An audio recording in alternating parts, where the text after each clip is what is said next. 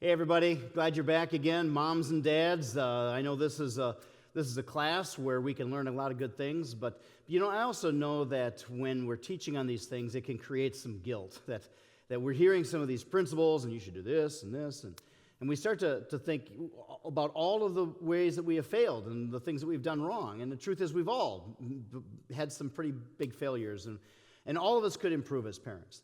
But that's not what this is about. This isn't about what you've done in the past where you've messed up. Sometimes you have to kind of go back and look at things and revisit and realize, man, I should have done this, or should have been more strict when they were little, or whatever.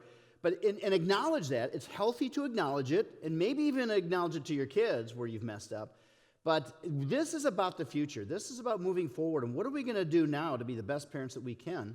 Because we're talking about the lives of our kids, the rest of their lives. We're talking about the product, which is people that God created after His image so that they could know and love Him and He could enjoy a relationship with them. That's what we're after.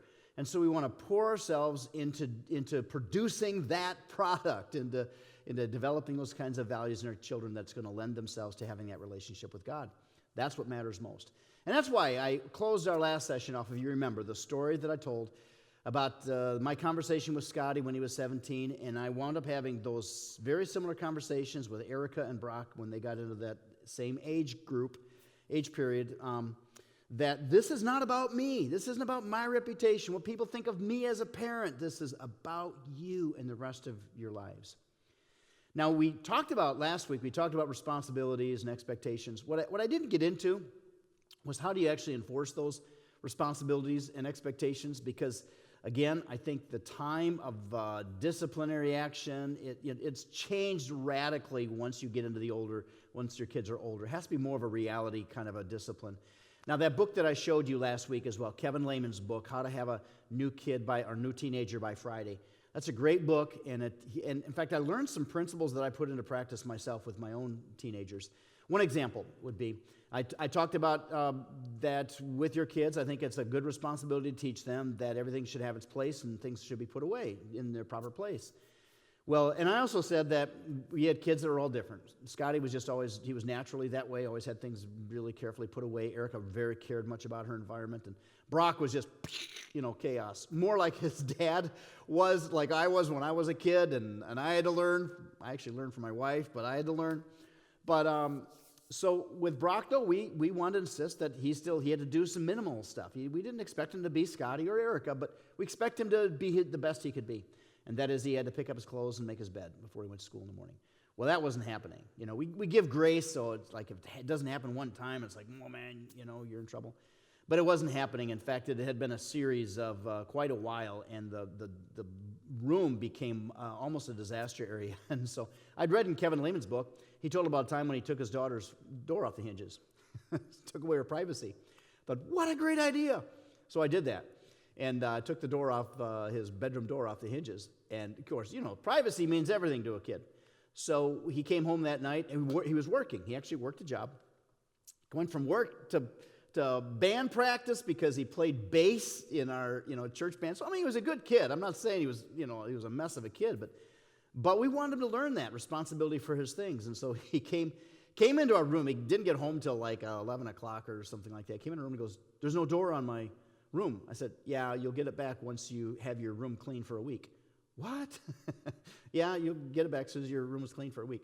"But I got a bunch of kids coming over Friday." I said, "Yeah, they're probably going to see your room without the door on its hinges." We didn't give in. We did not give in. He didn't have to have it perfect, but he had to have his clothes picked up, put away, and his bed made every day for a week to get the door back on. The door was back on the hinges after he did that for a week. Actually, I think it took him a couple of weeks because we had allowed him to get out of the habit of it. But see, we have to view the enforcement of these responsibilities and expectations. You have to have some fun with it. And I think it's all about reality and all about privileges, it's a great privilege for them to be in your family and the things that you get to do and the things you allow them to do. And they earn those privileges. They earn trust and they earn privileges by fulfilling their responsibility and following through on those expectations. All right, so there's some specialty things that I want to talk about today that I know a lot of you have questions about that we've got to get into. First one is friends. Of course, friends have this huge influence on our kids and their attitudes and their behavior and all of that kind of stuff. We saw that began when they were quite young. And it's the same with you. As an adult, you may not like to admit it, but the people you hang out with most, that's who you become like. And so if you've got some people that you work with that are just raunchy people and you're hanging out with them all the time, that starts to rub off on you. You start to think like them. And we know that about our kids.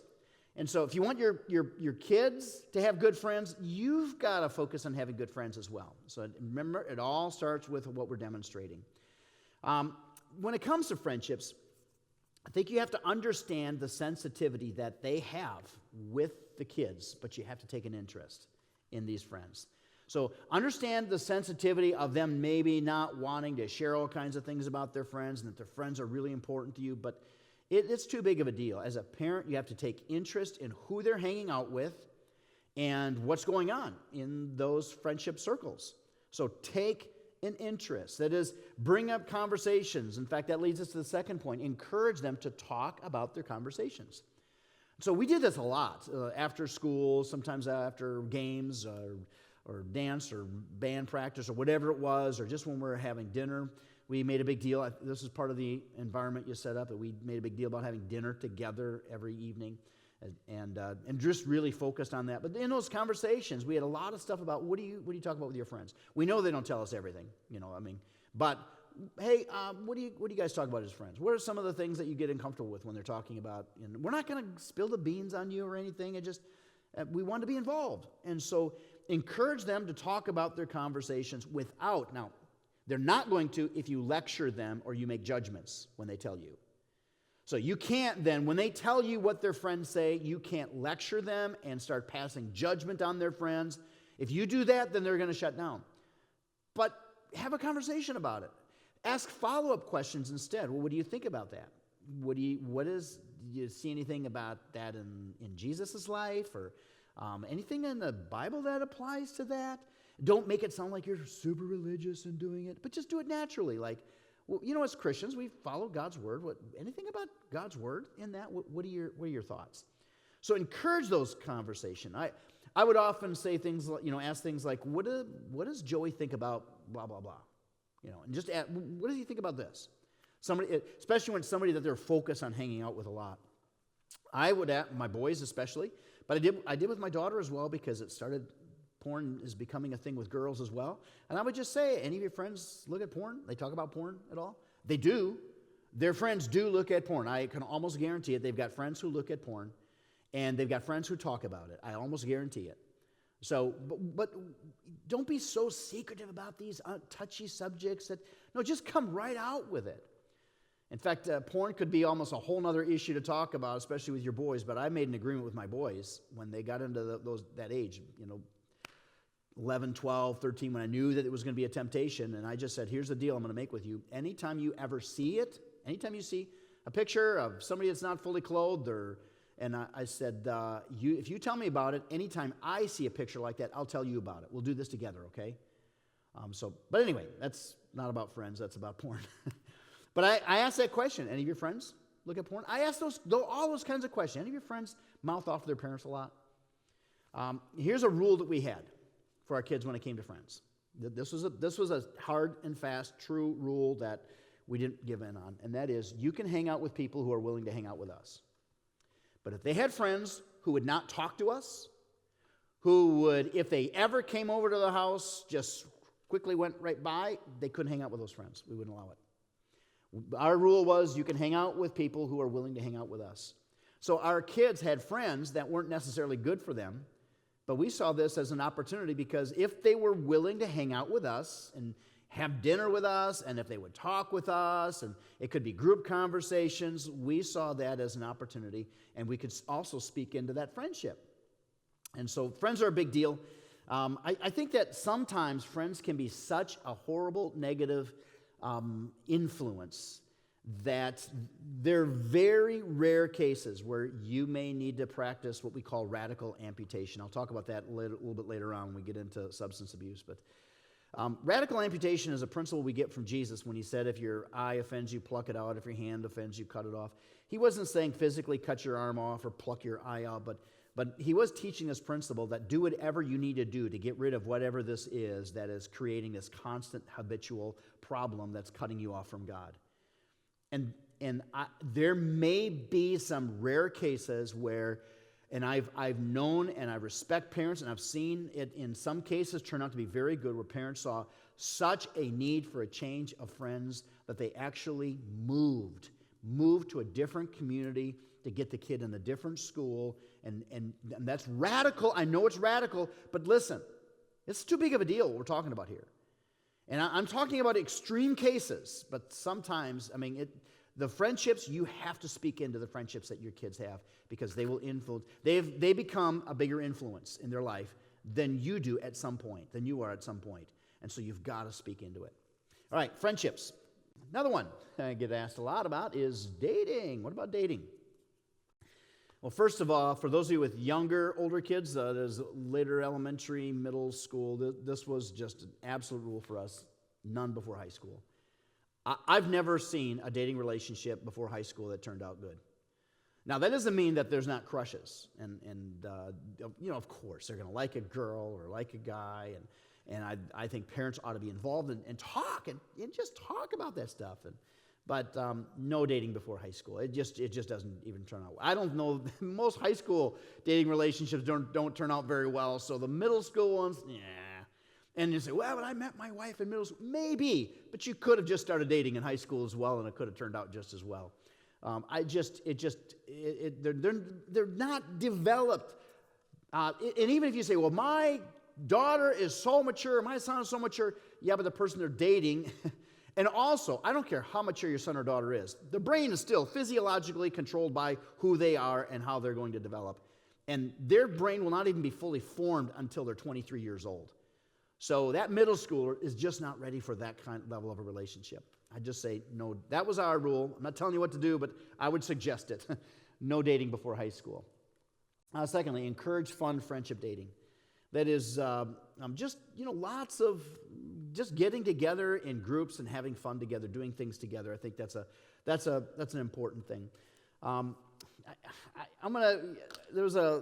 There used to be, in Christian circles, there was a movement back in the 90s and early 2000s that they called courtship. I always thought it was just dumb. They were calling it dating by a different name, but what they were doing is they were making every date super serious.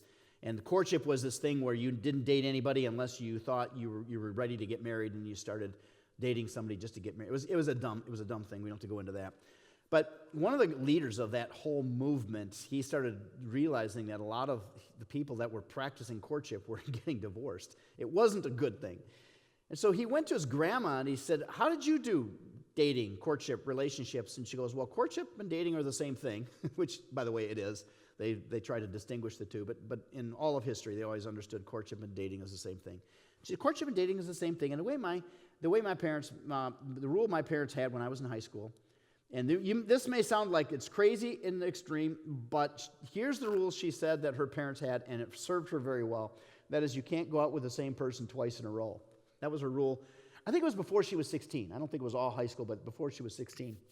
And so what that did for her is if there was a special boy that she really liked, that she would have wanted to have gone steady with, as they would have called it back then, she could not go out with that guy. If there was something special she wanted to go to on Friday, and she had gone out with this guy on Tuesday, or, I don't know, gone out, but dated or, spent time with, courted on Tuesday, she'd have to go with another boy to something else, go get a milkshake or whatever, or something else on Wednesday or Thursday, in between, in order to go with him on Friday.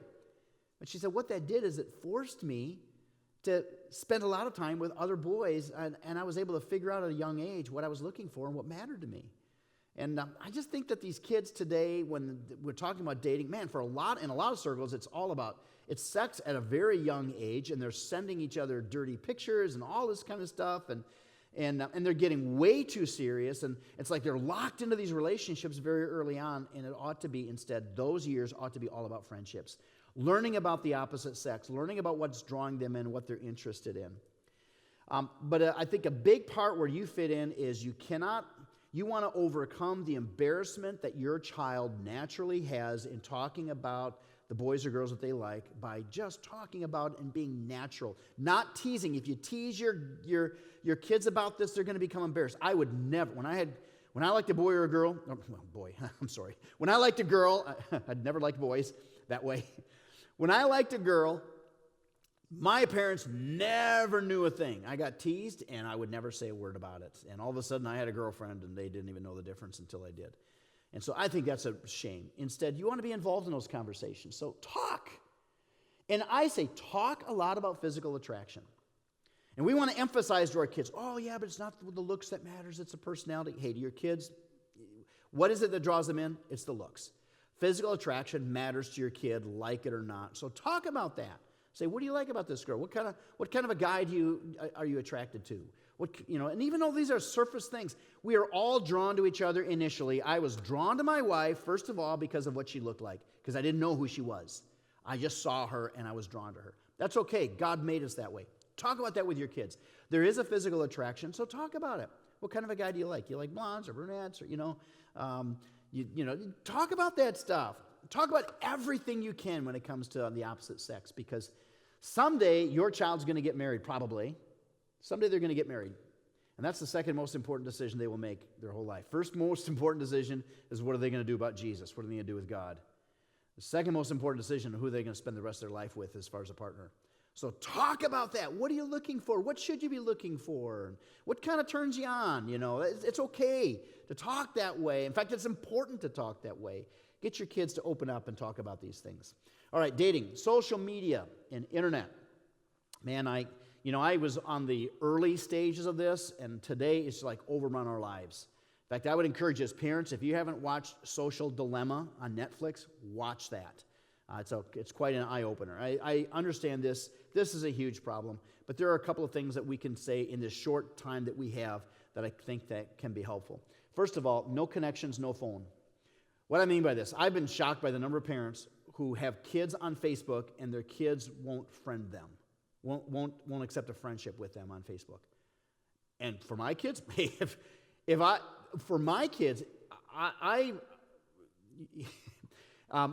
I want to see what's on your Facebook and what people are writing on there and what you're posting and all that stuff. That's part of it. You're living in my home. This is how it is. If they're not willing to you're the ones paying for that phone. If they're not willing to have a connection with you, they shouldn't have a phone. No connections, no phone. Secondly, no passwords, no phone. So with our kids, we just told them we had to have their passwords at all times. And now, I don't know if I ever actually took their phone, used their password, and got into it. But the fact that they knew that I always had their password, that was all that really mattered. But I made it clear that I had a right to see their texts. I had a right to see. I know you think of these things as being private, but listen, moms and dads, there's just so much damage that's being done to kids today because of these phones and because of that level of privacy. Remember this, the devil loves secrecy. The devil loves secrecy. God wants us in the light. Teach that to your children. No passwords, no phone. If I don't have your password, you don't get a phone or a computer or whatever else it is. This is a recommendation from our youth ministry guys. This is what Pastor Denham and Pastor Jordan, who was our youth pastor for a long time, now campus pastor, displays. These are things that they've told me. They've said, I would consider not letting your kids be on Facebook or Snapchat especially. I would consider just allowing Instagram because for me, you're not allowed to have something I can't see. And Snapchat is designed to basically hide what your kids are getting from other people. I hear TikTok is even worse. I'm not nearly as familiar with TikTok. I've heard that TikTok can be even worse. And so I would consider Instagram only. Think through that, talk through that. Maybe talk with some of the other parents about this. I also would consider lockout screen time monitoring, that having some kind of a screen time monitoring. I do this for myself. I monitor my own screen time because it's become addictive to me. My wife and I right now, we're kind of on this kick. We're really watching our screen time because we found ourselves, man, it's just this habit of just grabbing the phone and picking it up. That's not healthy for me. It certainly isn't healthy for these kids during this developmental period of their lives. So I'd consider lockout screen time monitoring as well. But I think you want to talk about this all the time, that is the need for face-to-face interaction. That for a lot of our kids today, they think that they have friends because they've got at least Facebook or Instagram friends or Snapchat friends, and that's not friendship. Friendship is all about face-to-face interaction. Talk about the need for face-to-face interaction. Really build that in your kids rather than relying on their social media in order to have friendships, because those aren't real friendships. A lot of our kids today, they can't even have a conversation if it's not through texting. They don't have the courage to actually have a face-to-face conversation. Man, you want to do everything you can to move them away from the reliance on that media, that phone, and move them towards instead just conversations, face-to-face interaction with their friends. Might be a tough thing during this time of COVID, but I would do all that you can to encourage that. All right, another issue. I know there's more that can be said about this, but this is again another big one. We just can't do it full justice in this short amount of time, but I want to touch on it. For a lot of these things that we're talking about, it may be important for you to get involved with a counselor or talk to somebody else about this. But anger and rebellion can be a real problem. There's a lot of causes, but you have to, as moms and dads, we have to consider our part. Where have I contributed to my child's anger? And sometimes you may be shocked how you did contribute to it, but oftentimes we contributed to the anger and rebellion that our kids are facing. And I talked about that last week a little bit about the hypocrisy produces anger and rebellion in children.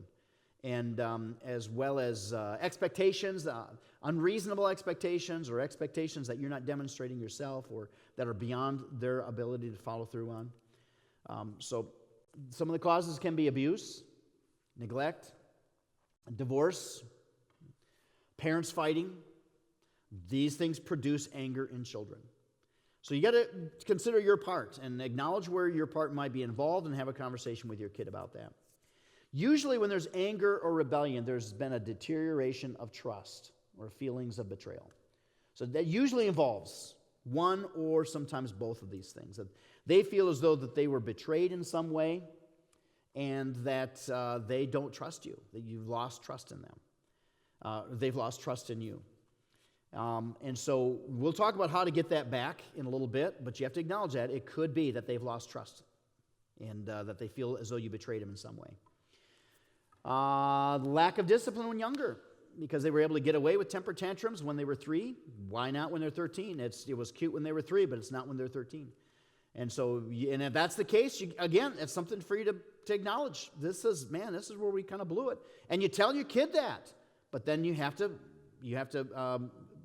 do something about it with what's going on right now. Because here's the thing: is sometimes we can say, "Oh, you're doing this or you're doing that." The fact of the matter is, your child is a sinner. They have that sin nature within them, and that sin is all about rebellion. It's a rebellion against God, and then rebellion against the people God's placed over us in authority. We feel that tendency as well, that we want to rebel against even our authority. And so we're sinners, and your child is a sinner. And that's really what the issue is. Now, oftentimes we contribute to that because of the lack of trust that they have in us, but the fact of the matter is, oftentimes it's a sin issue. And so what we need to do when it comes to, if it is an issue of trust or betrayal, we need to offer them a clear path toward building trust with trust both ways.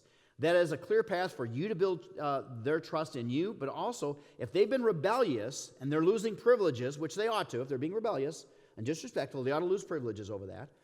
Then for them to be able to gain those privileges back means rebuilding that trust. Then how do you regain that trust? You have to offer them a clear path.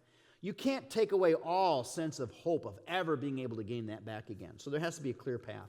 So there's some questions that you can ask them. What's the clear path towards building trust both ways? You ask them questions. What do I need to restore your trust in me? Or you may say, here's what you need to do in order for me to trust you. And you give them, these are the steps. For me to be able to trust you, to have these privileges back, this is what I need to see in you. And some of the ingredients in that, which I think are very important, is if I'm going to trust you again, then I'm going to expect for you to have conversations with me. And we're going to talk. And if you refuse to talk to me, I can't trust you. And things like, I want you to answer my questions, like who are your friends, or what's it like at their house, and what do you like about them, and those kinds of things. So I want to have conversations. I want absolutely no secrets. If you're keeping secrets from me, I can't trust you. So no secrets. Any secrets? Man, if you're being secretive, if you're like staying away from us or just hiding in your room all the time, I can't trust you. Also, no dishonesty. I mean, one lie destroys trust. One lie destroys trust. If they see you, by the way, lie to someone else, that's going to destroy their trust in you because they'll figure you'll probably lie to them too. But the same way, you got to point that out to them. If you lie to me, I can't have trust in you. You got to be honest with me. So these are the ingredients of building that trust: is conversation, no secrets, no dishonesty. Besides conversation, along with this clear path, then needs to be accountability. So there needs to be some accountability that, hey, I need to know that there needs to be accountability that you're following through on the things that we are expecting. There needs to be time. We need to have time together if we're going to rebuild this trust. And I need you to keep your word. I need you to keep your promises, your commitments. You tell me you're going to do something, you need to follow through. Those are simple aspects of a clear path of building trust. All right, another issue that I get asked a lot about is my kid just has no motivation. I can't get them to be motivated about anything. Now, this could be a follow-up conversation, even if you want to make a phone call to me, or we've got counselors as well, other parents of adults that had teenagers that could be helpful in this. But I think, number one, when we have a child who seems to show no motivation, what has taken place there is there's something that they want that they're not getting, that they've given up on. And so they seem to have no motivation when in reality what's happened is they've given up on what was their motivation. And so what we can do for a child who seems like he has no motivation in life is you got to find their desires and make a path to being able to fulfill those desires. Especially, I would say, desires that are good desires and desires that come from God. For example, a conversation I had with a young man, because his mom wanted me to talk with him. He had no motivation to do anything, and I sat down and talked with him, and I said, well, what is it, what's upsetting you, or what is it that you want? And he was like, I don't know. Finally, he just came out and said, I don't want to be told what to do. I said, so you want to be able to make your own decisions? Yeah. So you think you're mature enough, you're old enough to be able to make your own decisions? Yeah. So, well, the way you are at home right now with your mom, is that going to get you there? Are you going to be able to get to making your own decisions by treating her the way you're treating her? Well, then he just stared at me. He didn't want to answer because he knew the answer was no. So my follow-up then, the conversation was, what are the things you could do to actually get to the place where your mom is going to start trusting you and making decisions? And we had this whole pathway planned out, brought mom in. Now, she was very hesitant because I think she was a little too controlling. And so I had a private conversation with her about that. But we wound up with this whole pathway of what he could do in his life to be able to start being able to make decisions. And this kid came alive. And so lack of motivation, find their desires and make a path. Kevin Lehman has some good things to say about that as well in his book. Substance abuse. What do you do when you find out your kid's been smoking pot or maybe doing heroin, doing a lot of drinking? What do you do about this? And certainly you as a parent, if you berate and just start screaming and yelling and just lay down the law and all that stuff, you're not going to accomplish a whole lot, especially at this point. It's already a problem. But there, of course, has to be some conversations. Probably need to get some counseling involved in this. But I think in many cases, what you need is radical amputation. And when there's an actual addiction that's taken place, there probably needs to be some kind of a complete change in scenery for that child, a complete change in friends and environment, because they're getting the substance from somewhere. Somehow you've got to be able to figure out to completely remove that kid from their situation and if it were my kid, and if it was a real addiction, we're talking about a real addiction, and when my kids were in high school, I would have quit my job, found something else, moved somewhere else. And I'm not trying to tell you to move or what. I'm just saying that sometimes these things are so serious because I've seen these substance abuse issues follow kids for the rest of their lives, and with many of them taking their lives early.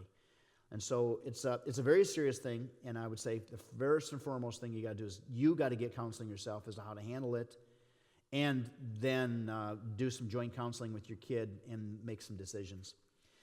Sexual identity. What do I do if my son says he wants to be a girl, or they got friends at school? I got a friend who now wants to play in the boys' team, or whatever, and so I wish this could be a better conversation or a longer conversation. But here's what I always say about sexual identity, and there's a lot more that could be said. But a major aspect in how we worship God is gratitude. You cannot be grateful to God if you do not accept what he has given you and how he has made you. Now, I had to face this with myself when it came to my size. I was the shortest kid in the class ahead of me, all through growing up. When I was a freshman in high school, I wanted to play football so bad. Sophomore in high school, I had to gain weight to wrestle 98. I weighed 90 pounds and wrestled 98 when I was a sophomore in high school, and I played football. Well, they played with me, I guess I would say. They would knock me all over the field. So my size was like this major identity. I had to come to this crisis point where I finally said, God, I thank you for how you've made me. And I realized this was an aspect of my worship.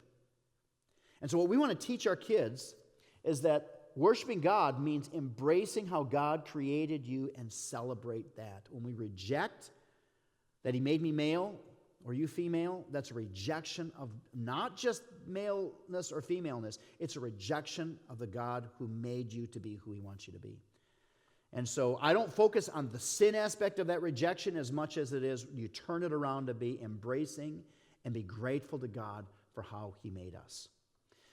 Abnormal social reaction is the last issue, which I guess we don't have on the screen, and I apologize for that. But I think you may have this in your book, and that is, what do you do with a kid who's just awkward when it comes to social interaction? And they just seem to be awkward in the way they're handling themselves. Well, I think that probably could use some real good counseling with the youth pastor, getting the youth pastor involved. Almost all kids go through an awkward stage. And during that awkward stage especially, they need lots of mom and dad interaction. Boys need to wrestle with their dads. Girls need to have time with mom, especially during these awkward stage times. And they learn their social behaviors from their parents. And so if you see that my kids just seem to be odd in how they're interacting with other kids, well, first of all, let them be who God made them. And I hate that thought of some kids being weird or odd or whatever. It's just the fact of the matter is we're all made differently, and I like to enjoy all the different kinds of personalities and different kinds of people.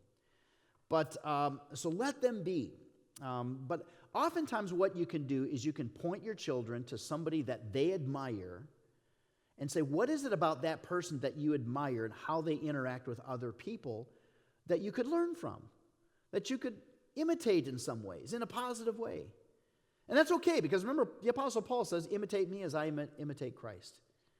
And so, again, I think that it's probably not as big of an issue as you think it may be, that if you just make sure they get lots of social interaction, get them off their phones, they're going to learn how to conduct themselves with people. Well, as we kind of close this down, I think the big question for all of us as moms and dads isn't so much about our kids. It's about us and God. That how is God pruning you because you have a teenager in the home? How's he pruning you with your home life and personal life? What does he want to continue to do in and for you in the challenge you have of raising a teenager? And because of the love that you have for your child and the concern that maybe some of the problems bring and the fact that you want to do this right, maybe you could see this as a huge opportunity to see that God wants to do in you some of the things you want to do with your kids. And he's been wanting to do this for years. But now, because your desire to interact with God for the sake of your kids, maybe he's finally got your attention and is able to do some things in you that he's been wanting to do for a long time. Now let's close with that. Let's look to him for what he wants to do in our lives, and then how we can be a funnel for his work in our children's lives. Well, Lord, I thank you for the time we've had together, and I pray that, I know we didn't answer all of people's questions. There's a lot of stuff to talk about when we're talking about raising these kids, but I pray that you'd help us to do our absolute best in showing them you, pointing them to knowing and following you throughout their lives. In Jesus' name, amen.